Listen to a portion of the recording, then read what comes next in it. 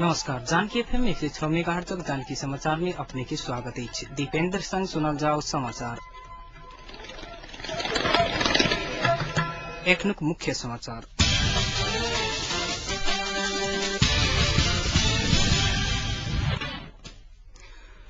Party भीतर में सैद्धांतिक असहमति भेला के बादो पार्टी नहीं फुटत ये माओवादी के अध्यक्ष प्रचंड के दावा।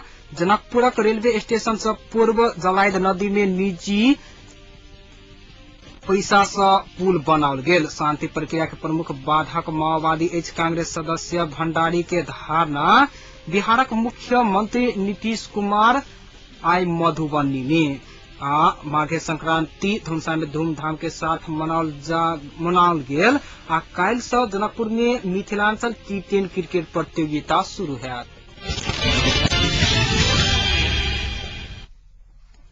समाचार अब विस्तार से।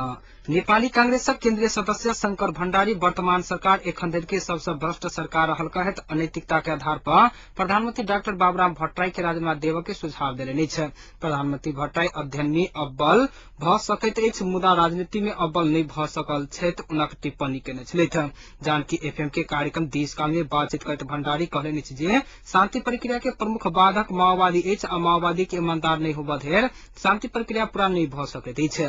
माओवादी विगत के सहमति सब कार्यान्वयन करबा लेल ईमानदार नहीं देखल जा रहला के कारण शांति प्रक्रिया आ संविधान निर्माण का काज अवरुद्ध भेल अछि भण्डारी आरोप लगौलनि अछि।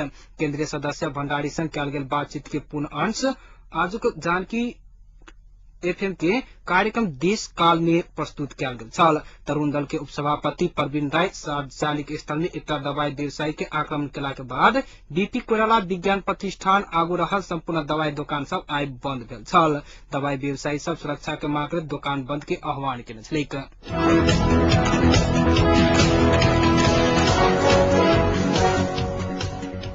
माओवादी के अध्यक्ष पुष्पकमल दाहाल प्रचंड कहलनि जे अपन पार्टी के शान आधार क्षेत्र के जिला सब जोगौने अछि। रोल्पा के माडी चौर में आई से शुरू भेल रोल्पा महोत्सव के उद्घाटन करैत अध्यक्ष प्रचंड युद्धकाल में देश के अन्य क्षेत्र से बेसी पहाड़ी जिला के जनता सब दुख पौने स्वीकार करैत ओ दुख सब के शांति आ संविधान के माध्यम से सबके हक अधिकार सुनिश्चित कयल जायत बतौलनि अछि। एक दोसर प्रसंग में अध्यक्ष प्रचंड सब किछ सैद्धांतिक मतभेद रहतो पार्टी नहीं फुटत दावा केलनि अछि।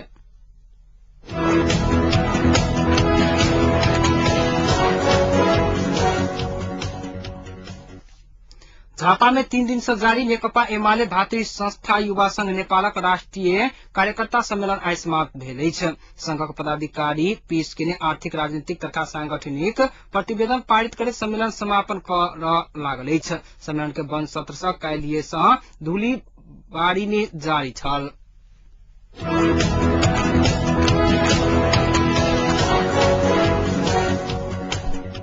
बिहारक मुख्यमंत्री नीतीश कुमार आई 4 दिनक यात्रा के क्रम में मधुबनी आयल छथि। मुख्यमंत्री नीतीश कुमार न्याय यात्रा के क्रम में पटना से आइए साँझ मधुबनी के अररिया संगम आयल छथि। मधुबनी के अररिया संगम आयल मुख्यमंत्री काल्हि से विभिन्न कार्यक्रम में भाग लेता 4 दिन धरि ओतही रहता मधुबनी से हमरा सभक सहकर्मी तेज नारायण ब्रह्मर्षि जानकारी देने छथि।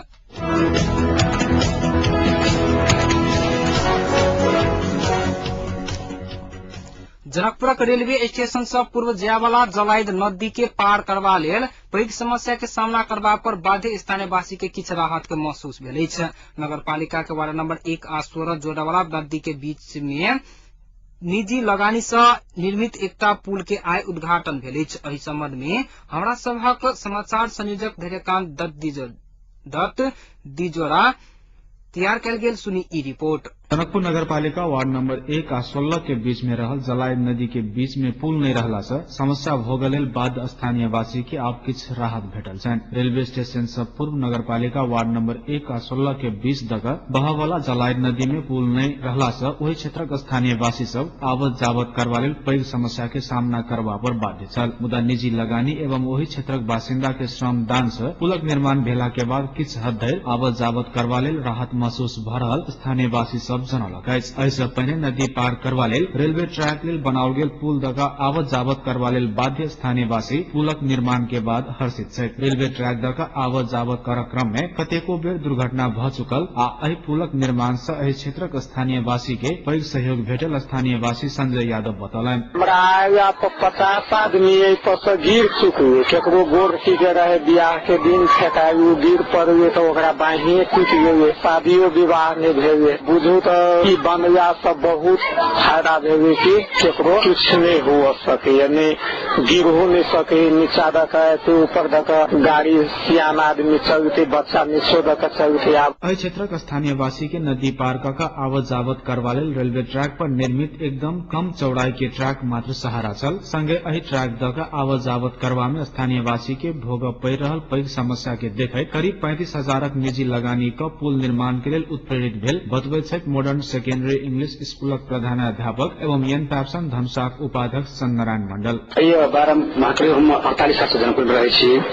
रेलवे के जो पुल है बहुत डेंजर, बारम्बार घटना भ रहा है और एक समाज भी कोई किस्म के जैसे सोच जाए कि कुछ करब से नहीं देख रहा है। घटना भ रहा है, बस वो इग्नोर करे जाए आ बर्दाश्त जरा फाइल भ गल तब गलती में कम से कम कुछ समाज के भी संस्था चला रहा है, बोर्डिंग स्कूल सामाजिक संस्था है, सामाजिक रूप में वो कम से समाज मेरा काज कर दी से सोच लगा। देखिए मतलब जो शुरुआत के लिए और वो निजी लगाने से बस कुछ प्रकार से श्रमदान मतलब का सहयोग कर लगा और बाकी अपन मैनेज कर। वही क्षेत्रक जनता आवत जावत करबा लेल वर्षों से कठिनाई के सामना कर रहला के बादो पुल निर्माण के लेल स्थानीय निकाय से कोनो पहल नहीं भ सकब दुखद अछि। पुलक उद्घाटन कयने जनकपुर उद्योग वाणिज्य संघक अध्यक्ष श्याम प्रसाद शाह कहलनि निजी लगानी एवं क्षेत्रक जनताक श्रमदान से पुल निर्माणक काज सराहनीय रहल, मुदा स्थानीय निकायक लापरवाही के कारणे सब साधारण समस्या भोगऽ पर बाध्य अछि। शाह बतौलनि बड़ा दुखद बात है कि अपना सबके क्षेत्र में 1 नंबर वार्ड से 16 नंबर वार्ड के जोड़े वाला जब से लोग के आवागमन के रास्ता में से रेलवे वाला लीक से ऊपर से बारंबार हर एक महीना 2 महीना पर जैसे दुर्घटना होती रहे छे। उसके बावजूद भी स्थानीय सरकार जीवी सहाय नगर पालिका है मौन है, जबकि के बाजार से बजट अभी से उनका खुद अपने के प्रयास सारा करे के चाहिए। उसके बावजूद स्थानीय तौर पर जैसे जनता जगह समाज मिलकर वो काम करके जेहन लागत में हुई सराहनीय कार्य से इनका से निश्चित तौर पर धन्यवाद मिले के चाहिए। तथापि दुख के पक्ष है कि मान लो जरा करे के चाहिए नहीं कह कान में तेल लगा सुतल से आ सारा जैसे मतलब ढीला मीला करके जैसे सब बर्बाद करे पर लागल से ये एगो दुखद बात है। पर जैसे मतलब जनसाधारण के जैसे जाने के चाहिए। निजी लगाने से पुल के निर्माण करब निश्चित रूप से सराहनीय काज अछि। सब साधारण समस्या के सामना कर रहला के बादो एहि प्रकारक विकासक काज में स्थानीय निकायक ध्यान नहीं जायब दुखद अछि। जानकी FM के लेल धैर्यकांत दत्त।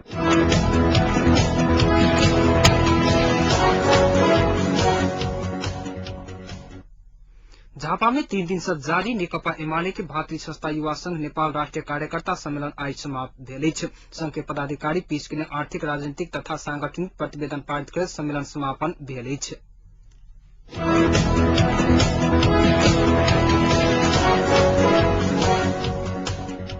राष्ट्रपति डॉक्टर रामवरण यादव माघे संक्रांति के अवसर में प्रधानमंत्री सहित दलक शीर्ष नेता सबके आई खिचड़ी खुआउने छथि।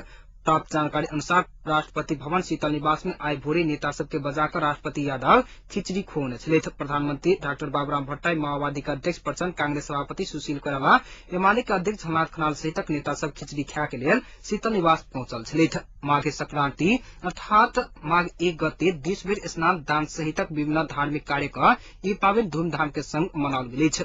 आई सँ सूर्य धनु राशि से मकर राशि में प्रवेश कर के कहि कऽ एहि पावनि के मकर संक्रांति कहल जाइत अछि।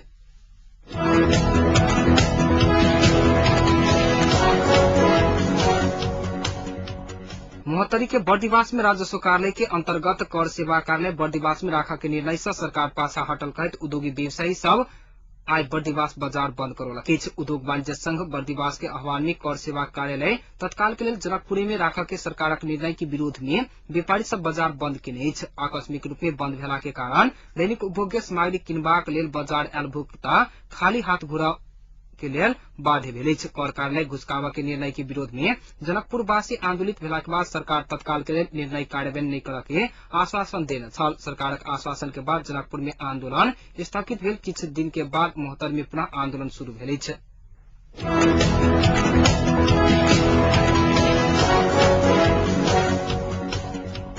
श्री रोबाइल यूथ क्लब के आजना में काल्हि से मिथिलांचल T10 जिला स्तरीय क्रिकेट प्रतियोगिता के शुरू होबय लागल अछि। जानकी एफएम मीडिया पार्टनर रहल प्रतियोगिता के काल्हि होबय वाला उद्घाटन खेल में मिथिला समाज क्रिकेट क्लब जानकी नगर आ भैरव क्रिकेट क्लब बीच हैत आ दोसर खेल हिमालय युवा क्लब नकटाझीज आ सोनामाई क्रिकेट टीम कुर्था बीच हैत। आयोजक जनौने अछि खेल जनकपुरक मुजलिया स्थित कवर्ड हॉल के खेल मैदान में भिनसर 9:30 बजे से शुरू हेतैक।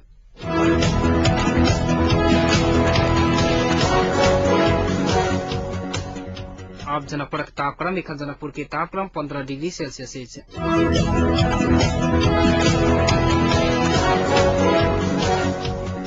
समाचारक अंत में एक बेर फेर सँ मुख्य समाचार।